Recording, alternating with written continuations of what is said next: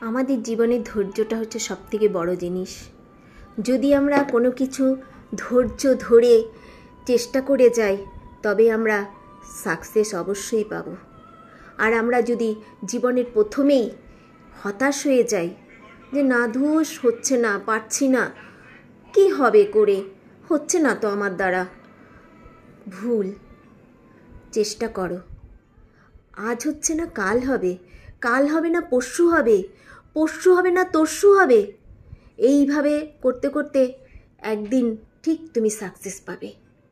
কিন্তু তুমি যদি শুরুতেই হেরে বসে থাকো তাহলে তুমি কিন্তু জীবনে কিছুই হতে পারবে না। আমরা কি করছি, পড়াশোনার প্রথমেই কি আমরা মাধ্যমিক পাশ করে ফেলেছি, প্রথমেই বিএ পাশ করে ফেলেছি? আগে আমরা কি করেছি? অ আ পড়েছি, ক খ পড়েছি, এবিসি পড়েছি, তারপর শব্দ শিখেছি, তারপর বাক্য শিখেছি।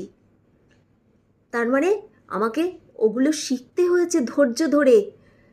তারপরে গিয়ে আমরা ধীরে ধীরে শিখতে শিখতে শিখতে শিখতে তখন আমরা মাধ্যমিক দিয়েছি, তারপরে আমরা হায়ার সেকেন্ডারি, তারপর বিএ পাস, তারপরে আদার্স দিয়ে গেছি। তার মানে ধৈর্যটা হচ্ছে আমাদের মেন জিনিস। ধৈর্য থাকলে অবশ্যই তুমি সাকসেস হবে।